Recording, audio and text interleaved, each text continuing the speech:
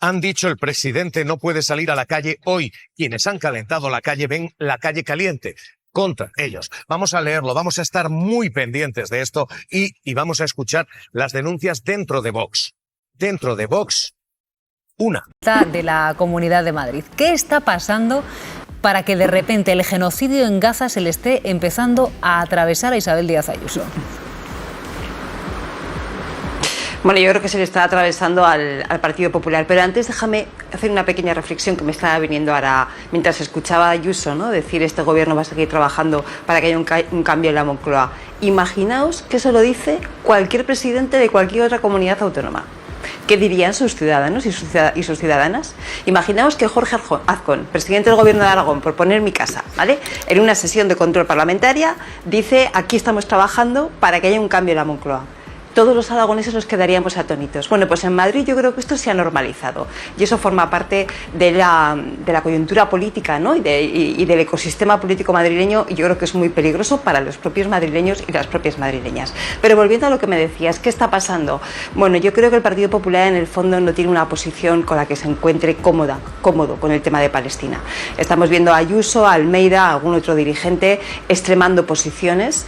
Da igual el conflicto de Gaza, lo han convertido en arma arrojadiza contra Sánchez, con provocaciones continuas, como esta medalla ahora, ¿no?, de la Comunidad de Madrid a los organizadores de la Vuelta, o el propio domingo por la mañana, cuando la presidenta Ayuso se va a saludar al equipo israelí. Estamos viendo que lo han convertido en eso, hacen caso omiso de la tragedia, etcétera, etcétera. Y por otro lado, un Partido Popular que en estos momentos podría estar representado por Feijóo, que ve que esto no es una posición cómoda ni para sus votantes ni en el conjunto de la sociedad española. Lo llevamos repitiendo estos días continuamente. El 82% de los ciudadanos españoles están convencidos de lo que está pasando en Gaza es un auténtico genocidio. Y eso es una opinión que nos indica que hay bastante transversalidad a la hora de plantear esta cuestión en la opinión pública. Por lo tanto, no acaban de encontrar una posición en la que se sientan cómodos para, manteniendo críticas con el gobierno de Sánchez, que por supuesto se le puede hacer muchísimas críticas en todos los temas y en este también, pero luego sean capaces de tener una posición propia y de defenderla. Estamos viendo cómo líderes conservadores como Dominique de Villepin agradece al gobierno español su posición, como el secretario general de Naciones Unidas le dice al gobierno de España son adelantados, ¿no?, están siendo vanguardia en la defensa de los derechos humanos en Palestina. Y sin embargo el Partido Popular Español está allí entre dos aguas que no acaba de encontrar una posición propia y probablemente emergen muchas de las contradicciones que hay dentro del partido. Juanma.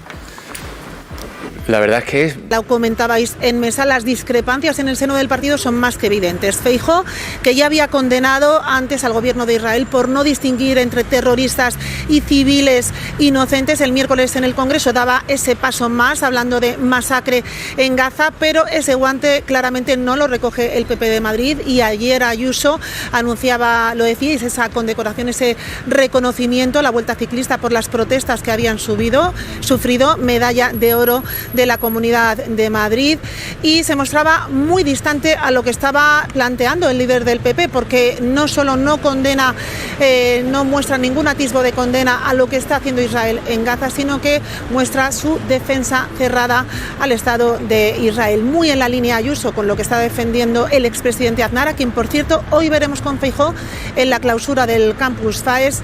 Antes el líder de los populares se ha reunido esta mañana a primera hora con el canciller alemán, con Friedrich Merz, en un hotel de la capital. Allí han intentado fijar alianzas en el marco del PP europeo, pero también sin duda ha estado la situación de Gaza sobre la mesa. Gracias, Elena. Entonces, esta tarde, Cristina, lo que le va a suceder a Feijóo es que va a estar entre la espada y la pared, porque por un lado tiene a Aznar y a Díaz Ayuso, que le dicen que tiene la última frontera de la defensa de Occidente se encuentra en Gaza, en un apoyo absolutamente explícito al genocidio que está perpetrando Israel allí, y por otro lado está la suya, que el miércoles hablaba en el Congreso de los Diputados de masacre. Efectivamente, y de telón de fondo esos datos, esas encuestas, esa opinión pública que estamos viendo, y que además cada vez va creciendo más la indignación en España, ¿no?, tanto del electorado progresista, insisto, como del conservador. Se me ha pasado antes comentar esas declaraciones de Aznar, que me parecen muy relevantes. Primero por lo que decíais, ¿no?, sitúa este tema como la última línea de defensa de Occidente, pero es que él dice textualmente: si Netanyahu no gana lo que está haciendo. ¿Está citando implícitamente un genocidio? ¿Está reconociendo algo así? A mí me produjo mayor impresión, ¿no? Esa frase, si Netanyahu no acaba o no gana, no recuerdo ahora mismo, lo que está haciendo, ¿no? Me produjo más impacto que después lo siguiente, ¿no? Creo que es muy, muy, muy relevante. Pero Feijóo, efectivamente, lo comentaba y Jesús también, tiene en estos momentos esa posibilidad de aclarar una postura. Ahora bien, si se enfrenta a Ayuso, Almeida y al propio José María Aznar, tiene que tener muy claro que el resto del partido, o una parte muy importante del partido, le van a respaldar, puesto que aunque aparentemente los temas de política internacional en España se supone que no importa mucho, de repente se convierten en temas de política nacional y entonces son tremendamente impactantes. Todos tenemos en la memoria la guerra de Irak, las movilizaciones contra la guerra de Irak. El Partido Popular lo tiene especialmente presente por lo que supuso de hito, ¿no?, en la evolución de la opinión pública española en aquel momento, y creo que eso va a pesar. En un contexto además en el que las movilizaciones, insisto mucho en este tema, han ido creciendo en los últimos meses, todo apunta a que van a seguir creciendo, no solamente en España, también en la opinión pública europea, y ante eso el Partido Popular, ¿qué va a hacer? ¿Cuál va a ser su posición? ¿Cuál va a ser su postura? ¿Se va a alejar nítidamente de todo eso? Yo creo que están buscando una postura que, insisto, manteniendo críticas y distancias con el gobierno, totalmente legítimas, incluso necesarias en democracia, pero que al mismo tiempo les permita conectar con una parte muy importante de sensibilidad que hay en la opinión pública española. Pues vaya tarde que le espera Feijóo, Cristina. Fíjate, Silvia, que Aznar era partidario de los dos estados. Yo recuerdo un viaje que hizo antes de llegar al gobierno, unas semanas antes de su intento de asesinato en manos de ETA, que hizo un viaje a Israel, se reunió con el presidente israelí y se reunió en Gaza, en la destruida Gaza, en la asolada Gaza, con Arafat. Y era partidario de la solución de los dos estados, como determinaban, por otro lado, todas las resoluciones de las Naciones Unidas que sistemáticamente ha ido desobedeciendo a Israel. Evidentemente, o sea, las discrepancias y las diferencias entre Ayuso sobre esta cuestión, que bueno, es de una posición total y absolutamente pro-israelí, y el resto del partido, porque podemos hablar de Feijóo, podemos hablar de María Guardiola, podemos hablar de Juan Manuel Molina, son evidentísimas, ¿no? ¿Qué ocurre también con el uso de la palabra genocidio? Mira, yo recuerdo que el día 4 de septiembre tú entrevistaste a la ministra del Masai y le insististe varias veces sobre es un genocidio, y ella insistía en hablar de atrocidad. No utilizó el término genocidio. Yo no me creo que el Masai estuviera minusvalorando en absoluto cuál era la situación de Gaza. Es verdad que la palabra genocidio se empieza a usar el lunes 8, cuando Pedro Sánchez solemniza los anuncios que hace sobre Israel. Hasta entonces, en el propio gobierno también se resistían a utilizar esa palabra. Esa palabra no la ha asumido todavía la Corte Penal Internacional, habla de crímenes de guerra y de lesa humanidad, que ya me parece lo suficientemente importante, ni siquiera la resolución que se aprobó en el Parlamento Europeo. Decía Jesús Núñez una cosa que a mí me parece capital, que esto ya no es una cuestión de una denominación. Es verdad que las palabras designan realidades, sino de hacer algo y de actuar. Decía, esto ya no es un término o no un término, sino, señores, que hay que actuar. Se considere genocidio, se considere masacre, se considere matanza. Yo personalmente lo considero genocidio, yo hablo del genocidio. Pero bueno, yo creo que más allá de la cuestión nominal, lo que hay que asumir es la gravedad de lo que está pasando y actuar en consecuencia. Yo siempre lo comparo con los atentados terroristas que hemos vivido en este país. Afortunadamente no necesitamos la sentencia de un juez para decir que una banda terrorista había perpetrado un atentado. Pues ahora mismo estamos en la misma situación. Un juez define un delito para aplicar una pena, pero cuando vemos lo que está pasando, ya sabemos lo que es. Landaburu, y nos vamos a Valencia porque hay última hora. Venga, pues Feijóo le debe su puesto a Isabel Díaz Ayuso. La noche electoral del 23 de julio, que eso yo creo que saldrá en los libros de historia, ¿no? El fracaso que ahí padeció la derecha, que ya se repartían los ministerios prácticamente, yo creo que hubo algunas voces que tímidamente dijeron, bueno, pues que pase el siguiente, ¿no? Feijóo no ha logrado echar a Pedro Sánchez y yo creo que de algún modo Ayuso no pudo ser la siguiente porque también tenía todavía que cumplir el mandato. Acababa de haber elecciones en la Comunidad de Madrid, pero ese run se produjo y lo cierto es que quien pinchó fue Vox, ¿no? Pero al final el fracaso es del PP porque era Feijóo el que iba a ser presidente. Hemos visto un Feijóo que no solo en este tema, en las manifestaciones contra la amnistía le ponían la pancarta Aznar y Ayuso. Aznar como persona que ha articulado, porque yo quiero recordar que la derecha no democrática, es decir, el franquismo, era anti-Israel.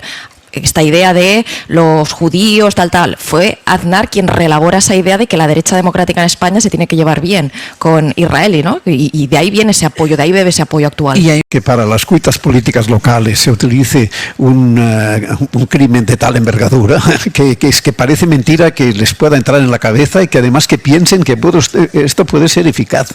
Es que estamos ante un problema, la reacción contra lo que está haciendo Israel es sintomática de un problema de abasto universal, que es que no lo olvidemos, los países liberal democráticos son mínimos, quedan muy pocos en el mundo, y en algunos de los que por historia serían los referenciales están en un momento de quiebra democrática evidente, como es el caso de Estados Unidos con Donald Trump. Donald Trump está empezando a proceder a procedimientos de prohibición de organizaciones políticas porque actúan en contra de sus posiciones en el tema de Israel y Gaza.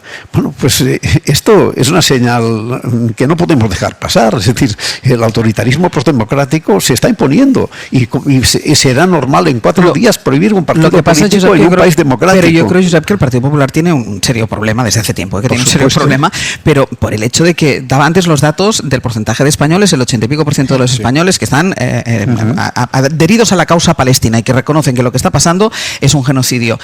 Yo creo que hay alguien en Génova que se ha dado cuenta de que esto les puede acabar pasando factura. Lo que pasa es que tienen un problema que se llama Isabel Díaz Ayuso, que no atiende. Creo que el Partido Popular se ha visto atrapado en la polarización y esta absurda idea de que si tú eres de izquierdas vas con Palestina y si eres de derechas tienes que ir con Israel, pase lo que pase.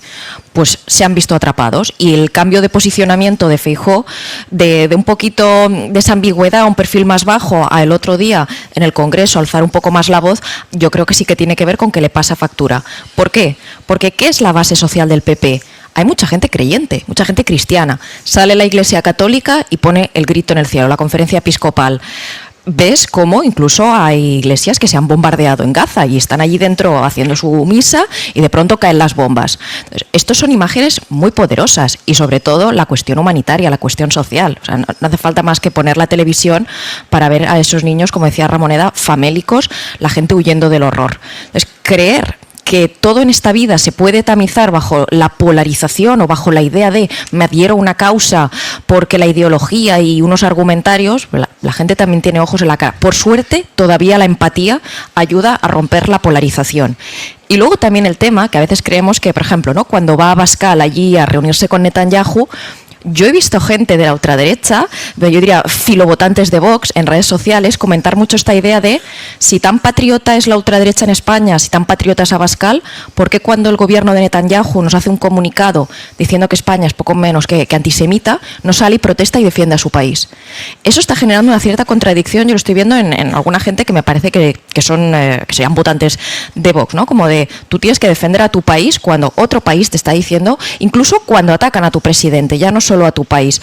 Todos estos elementos yo creo que están también dejando a Ayuso como alzando una bandera que sinceramente a medida que se vayan pronunciando los organismos internacionales, el último, esta comisión nombrada por la ONU que ya lo acusa al gobierno de Israel de genocidio, creo que el PP va a sentir esa culpa o esa vergüenza pública de haber sido más tibio, porque esto ya no... ¿Tú crees que Isabel Díaz Ayuso va a sentir esa vergüenza? No, ella no, el PP. Me sorprendería, o sea, el PP. Abriríamos el informativo con eso. No, yo creo que el PP sí, pero ella obviamente no va a bajarse de esa posición, ¿no? Y el otro día en la Asamblea...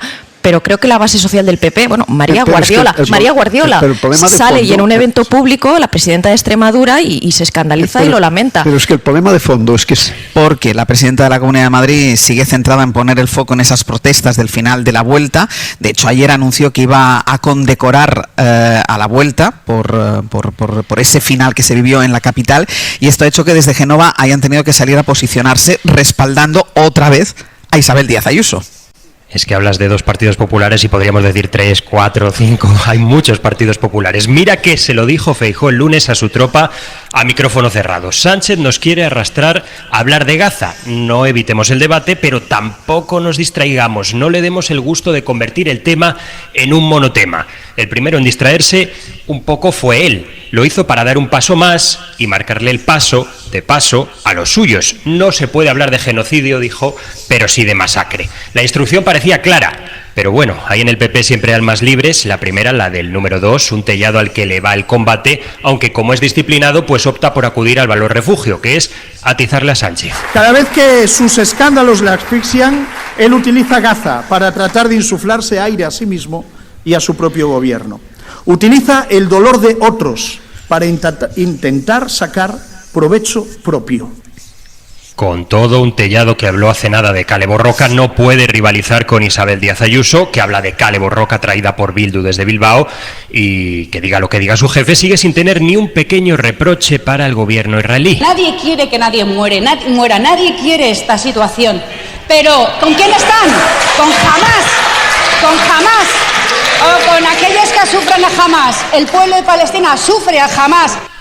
No parece la baronesa madrileña por la labor de dejar que el monotema decaiga. Es más, anuncia sendos galardones para el ganador de la Vuelta, Jonas Vingegaard, y para la organización de la carrera. Le vamos a otorgar la medalla de oro de la Comunidad de Madrid en el 2 de mayo, la Vuelta Ciclista a España, porque es una de las competiciones internacionales de las que han intentado desguazar. ¿Y qué pasa? Pues que al final es Ayuso la que marca el ritmo al que baila un PP que termina dando la enhorabuena a su iniciativa. Esta es Alicia García, portavoz en el Senado. Pues me parece una gran decisión. La Vuelta Ciclista a España es marca España. Significa mucho para todos. Y creo que es muy positivo, lógicamente, que se reconozca ese trabajo, ese esfuerzo, y sobre todo por lo que han sufrido los organizadores, los ciclistas, los equipos. La política es tan miserable que en cualquier acontecimiento, incluso un genocidio, solo les parece interesante y útil para las miserias políticas de sus batallas en España. Esto es lo que es realmente miserable. A nadie tendría que ocurrírsele meterse, convertir la política española en un estricto debate sobre este tema. Pues sí. Y son criticados hasta por la Iglesia, como ha dicho antes Estefanía.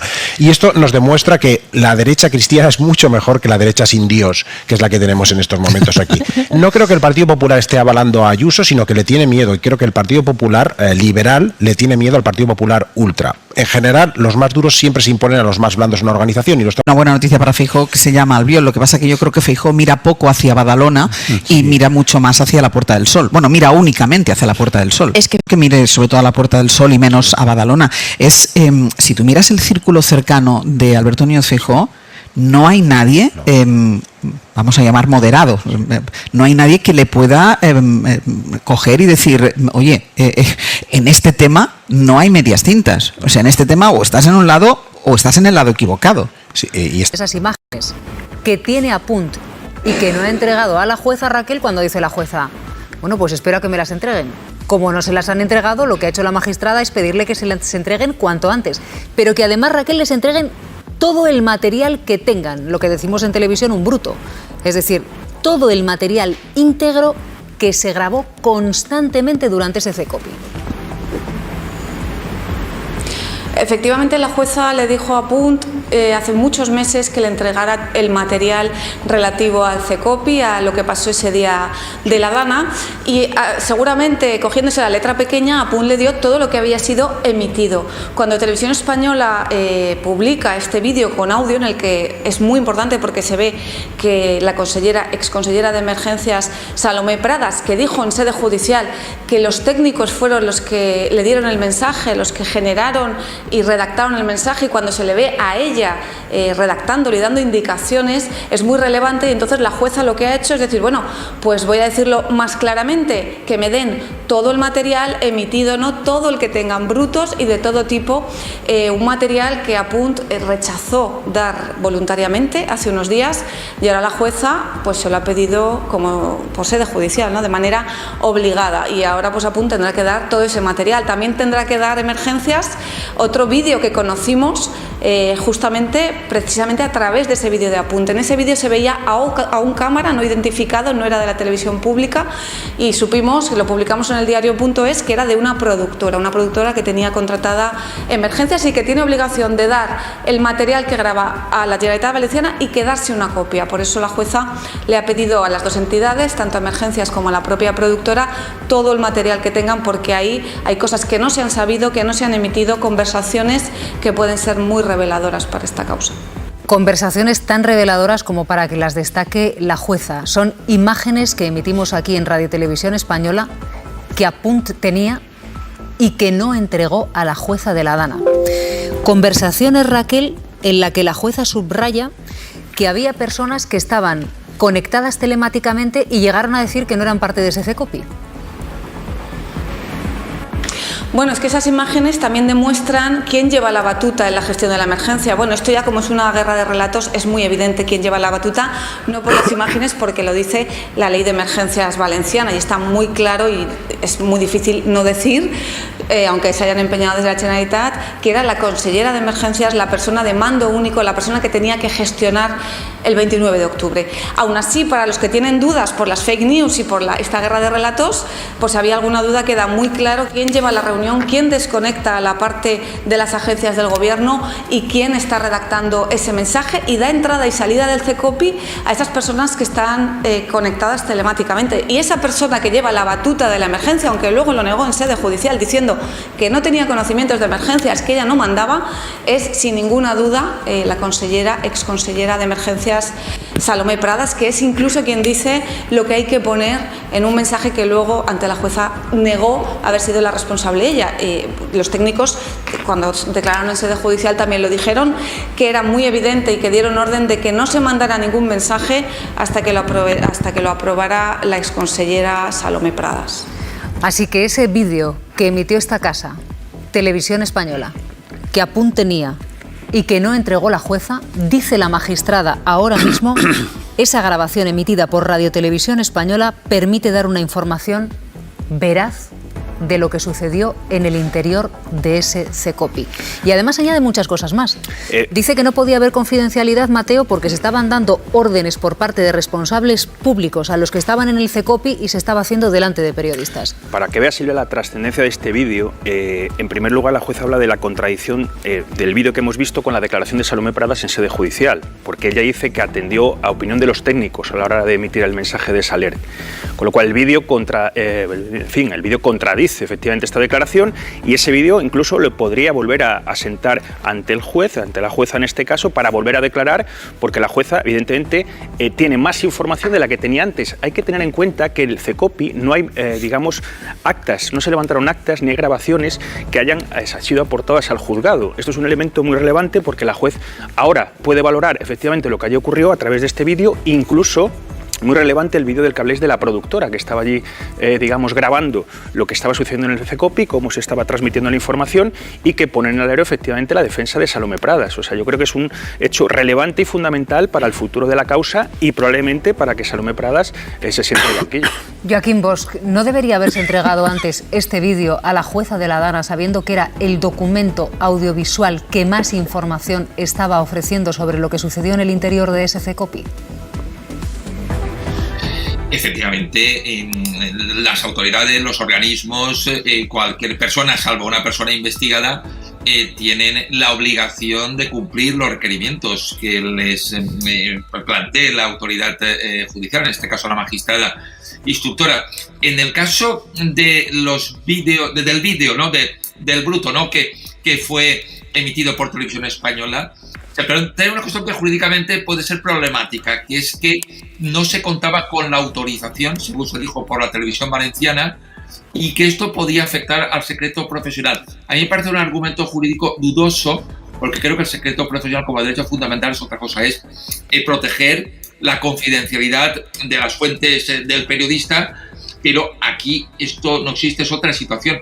Es un problema de si la autorización o no a difundir el sonido, eso puede hacer que la prueba sea válida, pero eso es una decisión que debe adoptar la jueza instructora y si alguien considera que esa prueba no sería válida, lo puede recurrir. Por eso mi impresión es que efectivamente desde el principio todo lo que se requirió debía haberse aportado y en todo caso la validez completa o no del sonido de lo que ahí se dijo, se tiene que valorar jurídicamente. Y en cualquier caso, sin duda ninguna, es una prueba pertinente, útil y absolutamente relevante. Porque, como sabemos, en lo que pasó en el CECOPI, los testigos que han declarado y los investigados tienen versiones discrepantes de lo que ocurrió, pero claro, ese documento es auténtico en el sentido de que lo que está ahí reproduce de manera fiel, sin ninguna posibilidad de discusión, que es lo que ocurrió al menos en ese espacio en el que se produjo la grabación.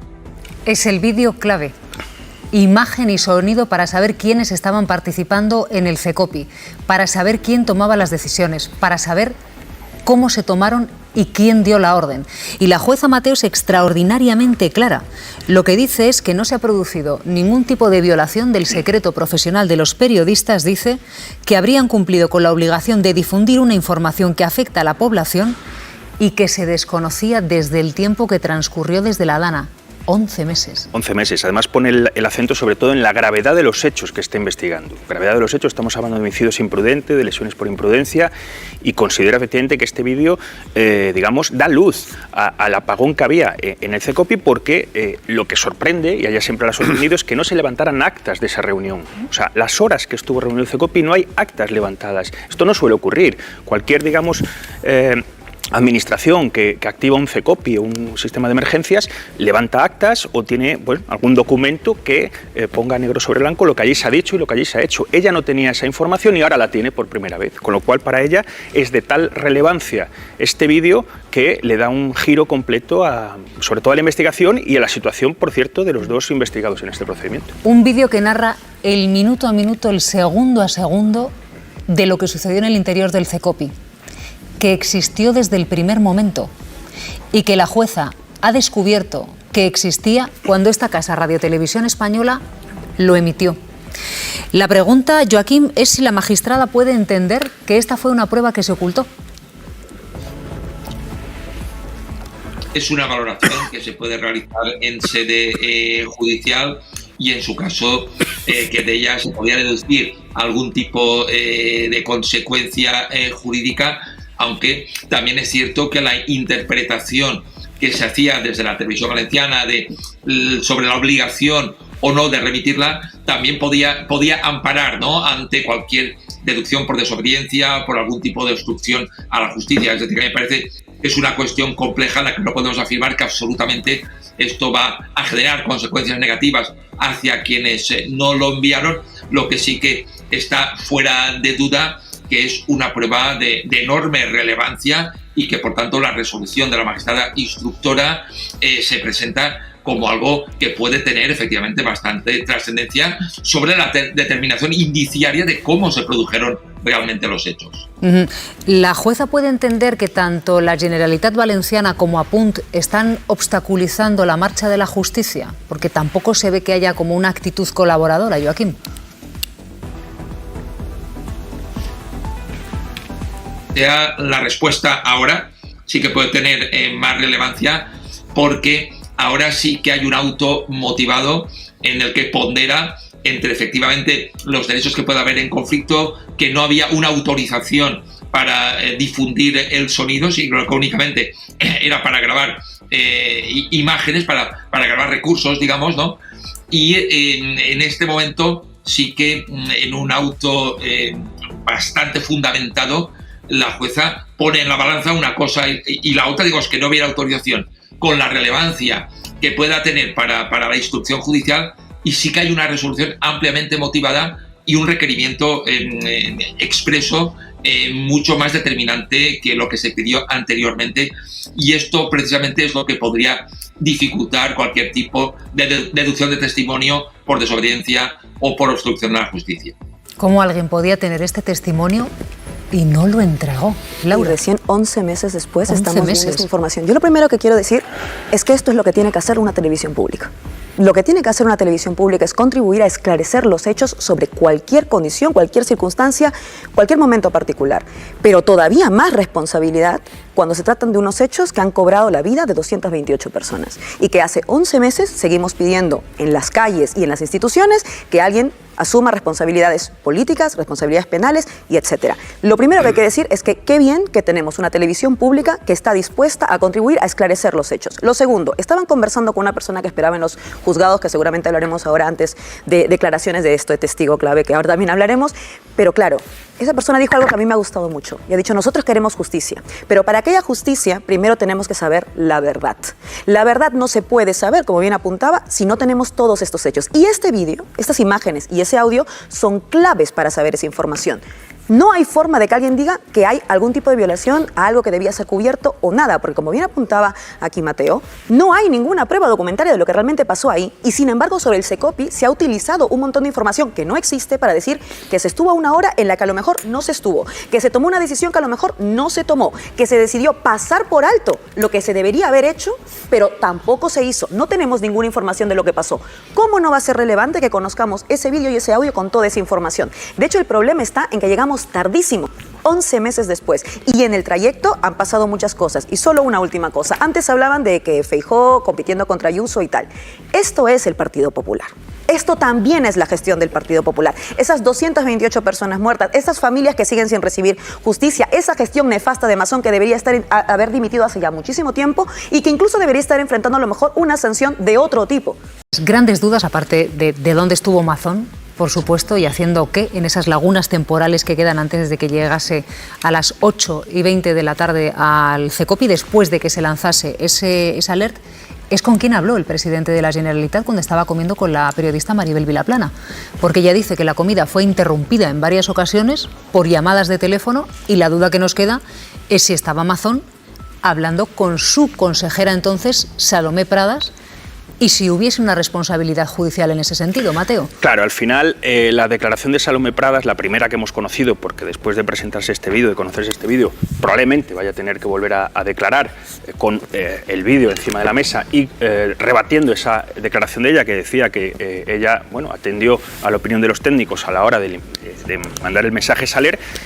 Lógicamente, solo ella puede decir si en la difusión del mensaje, si en la valoración del mensaje de Saler a las 8:12, que es cuando se envían los teléfonos móviles, consultó con el presidente o no. Solo ella lo puede responder, a no ser que haya alguna persona más involucrada en ese intercambio de comunicaciones. De momento no ha dicho absolutamente nada al respecto. A lo mejor ahora cambian, después de este vídeo que hemos conocido hoy y sabiendo que su situación judicial ha cambiado a peor, pues a lo mejor toma otra decisión. Claro, Raquel, porque esto al final es la clave de todo. ¿Con quién hablaba Mazón cuando decían que estaba recibiendo llamadas que le estaban informando en tiempo y forma de cómo estaba empeorando la situación? Bueno, sabemos que Mazón por 2 veces no le cogió el teléfono a la consellera durante la comida, no sabemos si porque se cortó o él directamente no lo cogió, y la primera vez que habla con ella son pasadas las 5 de la tarde con el CECOPI en marcha y la emergencia a punto de matar a 229 personas. La gran duda es si Mazón interfirió en el envío tardío o en el mensaje absurdo, porque no sirvió para salvar ninguna vida, que se envió a las 8:11, ¿no? Y por eso él se empeñó tanto en decir que había llegado más tarde del mensaje, cubriéndose judicialmente. El vídeo que reveló Televisión Española, ese mudo con voz en el que pudimos oír a Salomé Pradas cómo estaba redactando el mensaje, es muy clave también para la posible implicación o no de Mazón.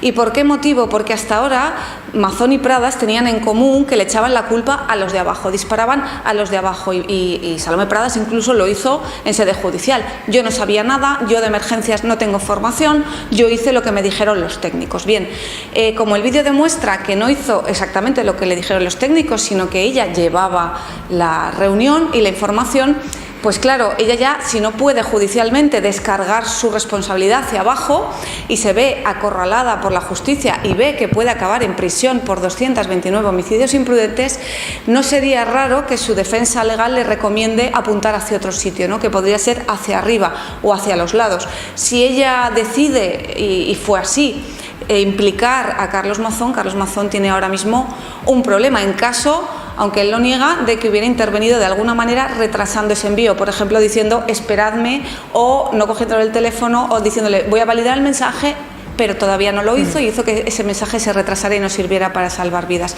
Y esa es bastante otra de las claves de ese vídeo revelado. Raquel, un abrazo, gracias.